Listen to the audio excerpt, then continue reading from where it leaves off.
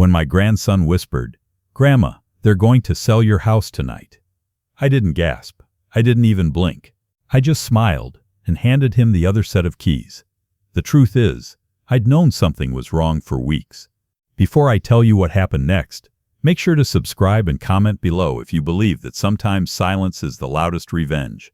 Long before my sweet 8-year-old Nathan tiptoed into my sewing room that night, with tears in his eyes, it was in the way my son's wife Paula started referring to my home as the property.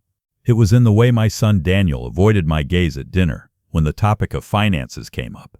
I'd lived in that house for 48 years. Every inch of it carried my late husband's touch. The rose garden he'd planted for our first anniversary, the creaking porch swing where we'd watch storms roll in, the kitchen window etched with tiny scratches from when Daniel was a boy, pressing his toy trucks against the glass. Those were the memories they wanted to erase, and yet I smiled because I knew they couldn't take what they didn't truly own. That evening, I was sewing Nathan's Halloween costume when I heard their voices down the hall. They didn't know I was home. Paula's voice was sharp, impatient. "She'll never understand the paperwork, Dan. Just tell her it's an insurance form, and have her sign it. The buyer's coming tomorrow." Buyer. The word slid into my heart like a knife. Daniel's reply was quiet, almost guilty. "I don't feel right about this. It's Mom's home." Correction, Paula snapped. It was her home. "You and I have the mortgage in our names now, remember? She signed it over years ago to help you get that business loan. Technically, it's ours to sell." I sat in silence, my hands trembling over the spool of thread. I had signed something years ago, yes, but I hadn't been foolish enough to let them take full control. My late husband Robert had made sure of that before he died. "Never trust signatures when it comes to blood and money," he used to say. "Always keep a back door open." Nathan appeared in the doorway, his small face pale. "Grandma, I heard Mom and Dad. They said some man is coming tonight after you go to bed.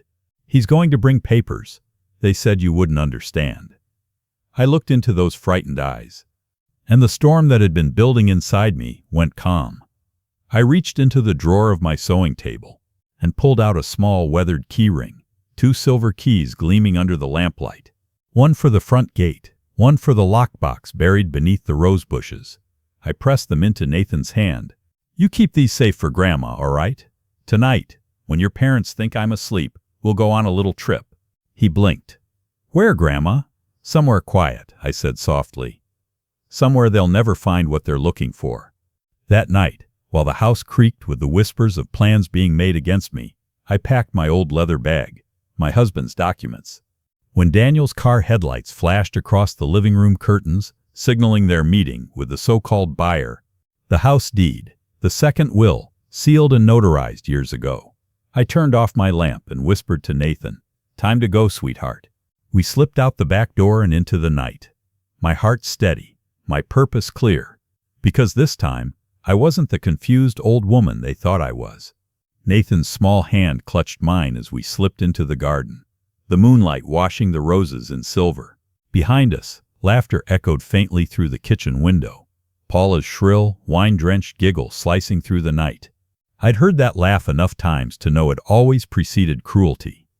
"Grandma," Nathan whispered, "what if they come looking for us?" I smiled down at him. "Then they'll find an empty bed and a locked gate. Don't worry, my love. I've been planning for this kind of night for a very long time." We crossed the yard, the gravel crunching softly under my slippers. I lifted the corner of the old bird bath, just as Robert had shown me years ago, and twisted the iron base. Beneath it, wrapped in oilcloth, was the small metal box that held everything that truly mattered. Inside, the original deed to the house, Robert's signature, my name, not a single mention of Daniel or Paula. And beneath that, a notarized letter from the lawyer we'd trusted before my husband's death, the one confirming that no sale could occur without my written consent. Robert had always feared what greed could do to people, even family. "Protect the home, Ellie," he'd said on his deathbed, "because one day someone will try to take it." That one day had arrived. As Nathan and I slipped into my old Buick, I looked back at the house, its windows glowing warm with light. I remembered the birthday dinners, the smell of fresh bread, the nights Daniel used to fall asleep on the couch watching cartoons with me. Somewhere along the way, money had replaced love in his heart, and Paula had lit the fire that burned everything good in him. The tires crunched softly as we rolled down the driveway, past the hydrangeas Robert had planted the year Nathan was born. By the time we reached the end of the street, my hands no longer trembled. I drove to the only place left where family still meant something. My sister Nora's cabin, 30 minutes away. At 10:42 p.m., while I sat with a mug of cocoa in Nora's kitchen, the first message came through on my phone. Daniel, Mom, where are you? The buyer's here. We need you to sign the final documents. Please don't make this harder than it needs to be. I didn't respond. Paula, 2 minutes later, if you think running off is going to stop this, you're wrong. The papers are ready. You've got no say in it anyway. I set the phone down, calm as the autumn rain tapping the windows. Nathan sat curled up on the couch, the keys still clutched tightly in his little hand. He'd fallen asleep before the fire, trusting that his grandma had a plan. He was right. Because while Paula and Daniel thought I was an old woman who couldn't read fine print, I'd already been to my lawyer 2 weeks ago, the moment Paula started calling my home the property. I'd transferred ownership into a family trust, legally protected from any unauthorized sale. And the trustees, myself and one other person, my grandson, Nathan. When Daniel discovered that, his whole world would collapse. Back at my house, I imagined the scene unfolding. Paula, pacing the living room, trying to charm the real estate broker. With her fake laugh. Daniel, nervously glancing at the door, wondering why I hadn't shown up.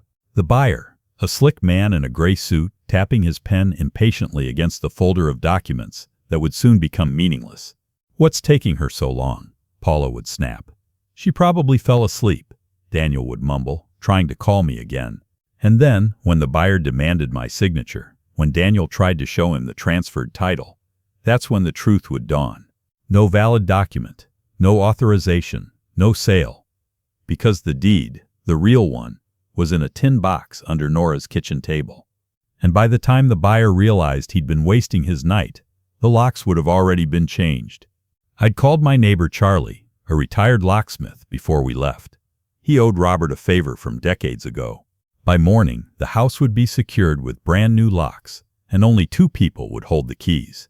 Me and Nathan. Just before midnight, another message buzzed through. Daniel, Mom, what did you do? The buyer left. He says the deed isn't valid. Paula's furious. She said you sabotaged us. Please call me. I stared at the screen for a long moment before typing a single line. Me, you tried to sell what was never yours. Sleep well, Daniel. You'll need your strength for tomorrow. Then I turned off my phone. Because tomorrow, everything would change. The house would still be mine. The truth would come out. And Paula, well, she was about to learn that some battles aren't fought with anger. They're fought with preparation and patience.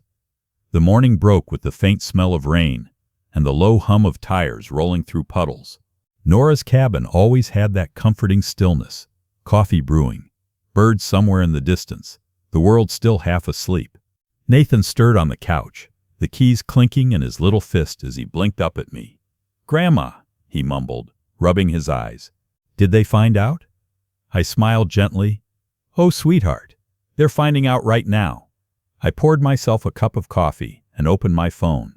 10 missed calls, 3 voicemails, the last one from Daniel, his voice trembling somewhere between confusion and anger. Mom, what the hell did you do? The agent said the house isn't legally ours. He showed me the documents you signed years ago, and it says something about a trust. Why would you do this? We needed that sale. I could hear Paula yelling in the background, her voice shrill and venomous. I told you she'd ruin everything. That old woman's lost it, Daniel. She's lost it. Lost it. The phrase made me laugh quietly into my coffee. They thought losing my mind was easier to believe than losing control of their greed. By noon, I was back in town. The storm clouds hung low, heavy with the same tension that had settled over our family for months. When I pulled into my driveway, Daniel's car was already there, parked crooked across the grass. Paula stood on the porch in her designer boots, phone in hand, glaring at me as if she could burn me alive with one look. Where have you been? She demanded. You can't just disappear like that. We had a buyer ready to pay cash. I was visiting my sister, I said mildly, stepping past her. Is that a crime now? Paula followed, her perfume cutting through the smell of wet earth. Don't play dumb, Eleanor. The papers clearly said you transferred the property years ago. That means you had no right. To protect my husband's legacy, I interrupted, turning slowly to face her. You're right. I had no right, except for one thing. I pulled a folded envelope from my bag and held it up. This is from the county records office. It confirms that my husband and I established a living trust 15 years ago. The house was never transferred out of it. Paula's mouth opened, but no words came out. Daniel appeared in the doorway, eyes red, face pale. Mom, you lied to me. You said you'd help us. I did help you, I said softly. I gave you a roof, a start, and a childhood without hunger. I helped you when your business failed. I even helped raise your son when Paula decided being a mother was inconvenient. His jaw clenched. We're drowning, Mom. You don't understand. Oh, I understand perfectly, I said, voice low but steady. You borrowed money. You gambled on quick returns. You thought selling the only thing that ever held meaning would fix it all. But this house doesn't belong to your debts, Daniel. It belongs to our family's soul. For a moment, there was silence, thick and heavy. Then Paula sneered. That soul is worth over $600,000, Eleanor. You're sitting on money you'll never use. I smiled, and it was the calmest smile I'd ever given.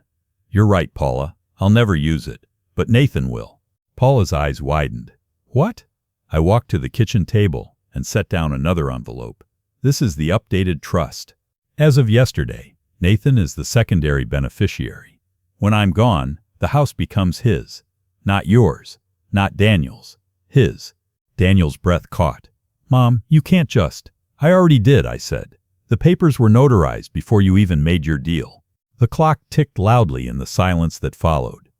Paula's face twisted with fury. You've made a huge mistake, she hissed. You'll regret this. Maybe, I said, turning to Nathan, who was watching from the doorway with wide eyes. But at least I'll regret it on my own porch, in my own home. That evening, after they left in silence, the house felt lighter.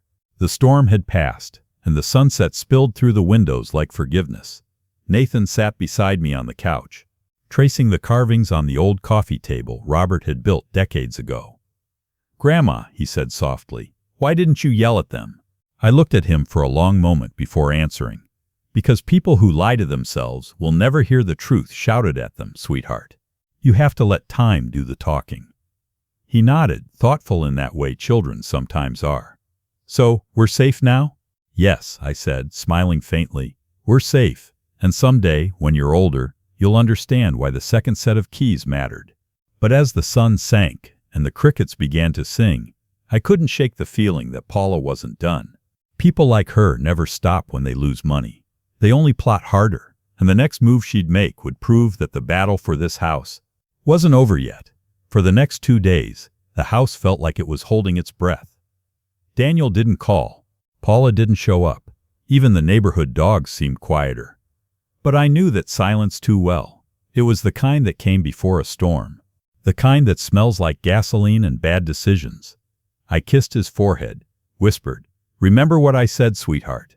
Never open that box unless you have to." Nathan went back home with his parents that Monday morning, clutching his school backpack and the small silver key I told him to keep hidden. He nodded solemnly, the way children do when they understand more than they should. By Tuesday night, my phone rang. It was Charlie, my neighbor, the retired locksmith who'd changed my locks that night. "Ellie," he said, his voice low, "you might want to get home. There's a car out front, your daughter-in-law's. She's been pacing around your porch for 20 minutes. Looks like she's waiting for something or someone." I sighed. She won't get far. By the time I turned onto Maple Avenue, rain had started again. Thin, misty, the kind that blurred everything just enough to feel like a dream. Paula stood under the porch light, her hair plastered to her face, mascara running in streaks. She looked like a cornered cat when she saw me step out of the car. "Eleanor," she started, her tone syrupy sweet, "I think there's been a misunderstanding. We were all upset, and I might have said things I didn't mean, like calling me senile," I asked, locking the car door behind me. Her smile faltered. You know how stress can make people talk. Daniel's been a wreck, and Nathan's confused, because his parents tried to sell his grandmother's home? I tilted my head. Yes, I imagine that would confuse him. Paula's eyes darted to her car, then back to me. Look, I didn't come to fight. I came to fix this. We can still sell the house, but this time we'll split the money, 50-50. You'll have enough to live comfortably, and we'll pay off the debts. Debts you created, I said evenly. Paula, the house isn't for sale. Not now. Not ever. Something ugly flickered across her face.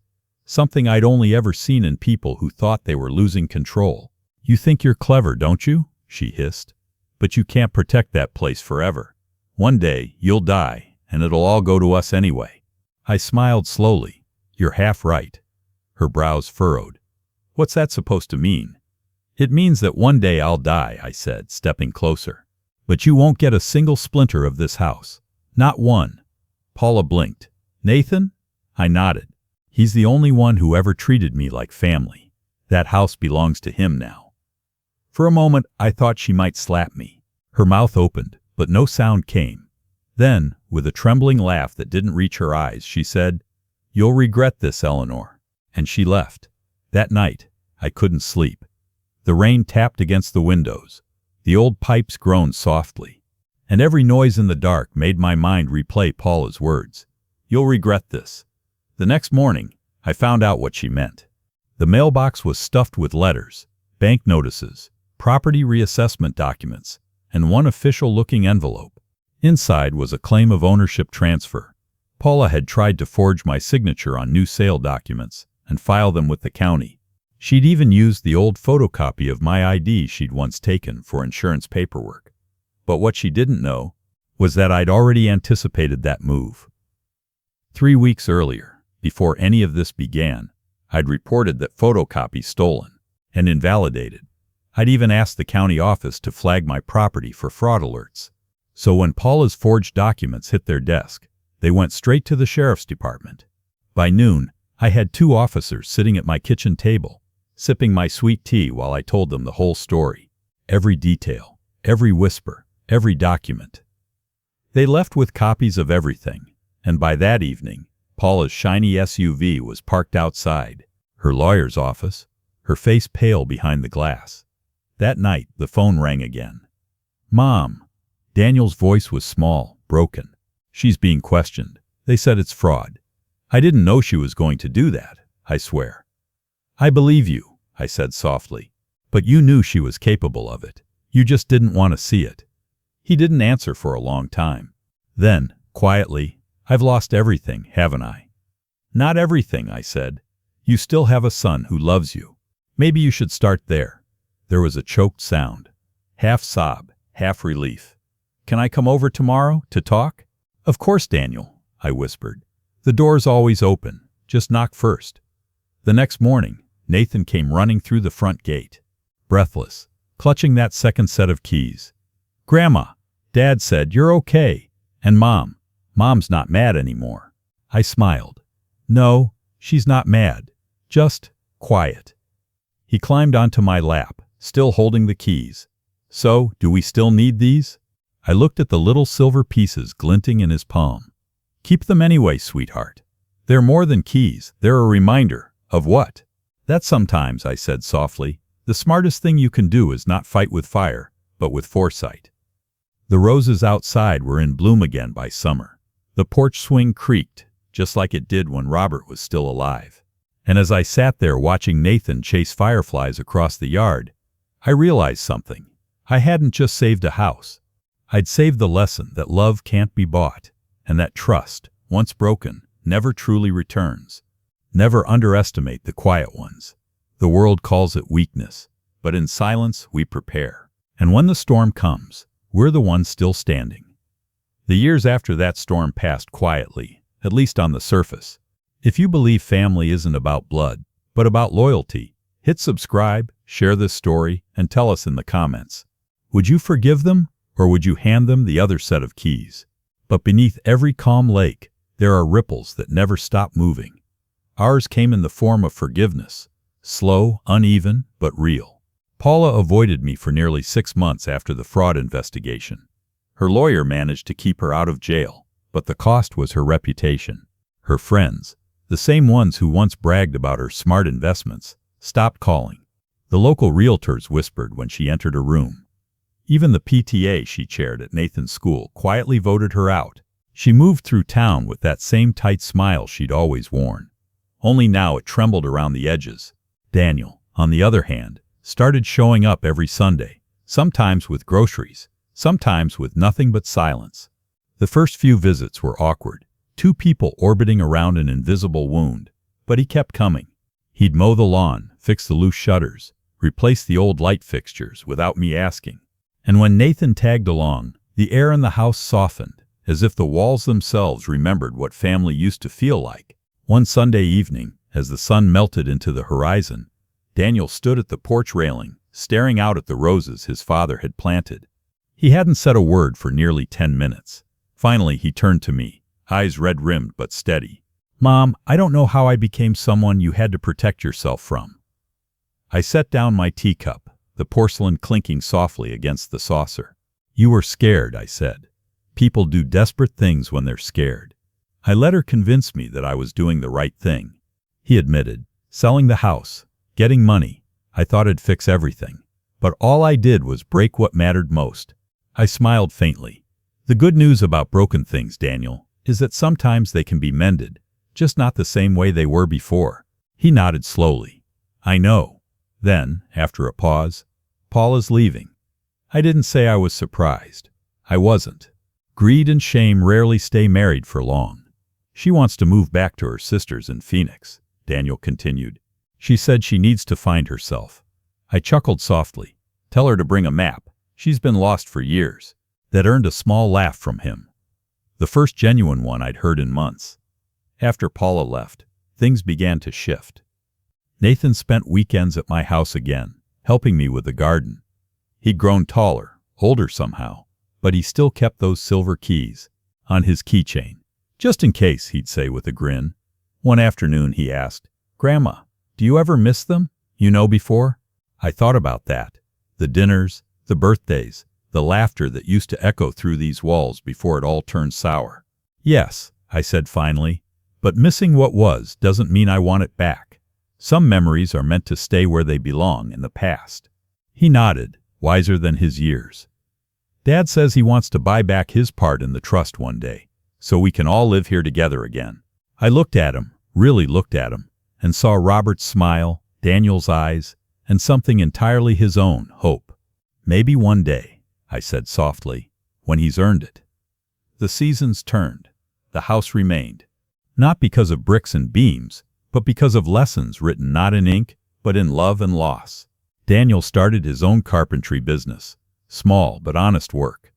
He told me he wanted to rebuild things the right way this time. Paula remarried within a year, to a man who ran out of her life even faster than he'd entered it. Sometimes I saw her at the grocery store, pretending not to notice me. I always noticed, and I always smiled. As for Nathan, he grew up in that house, his laughter once again filling the hallways. He never forgot that night, though. On his 18th birthday, he gave me a small wooden box he'd built himself. Inside were the same 2 silver keys. "Grandma," he said, his voice thick with emotion, "you don't need to keep them safe anymore. They're part of the house now, part of us." I held those keys like sacred relics, because in a way they were. Years later, when I sat on that old porch swing for the last time, hair white, hands trembling but heart steady, I realized the truth. Revenge had never really been my goal.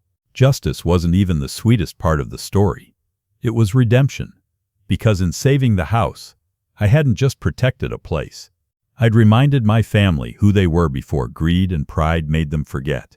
Sometimes life gives you storms, not to destroy your roots, but to remind you how strong they are. Protect what's yours, not out of anger, but out of love. Because the real home isn't built with walls. It's built with forgiveness, courage, and the quiet strength to smile, even when they try to sell your house.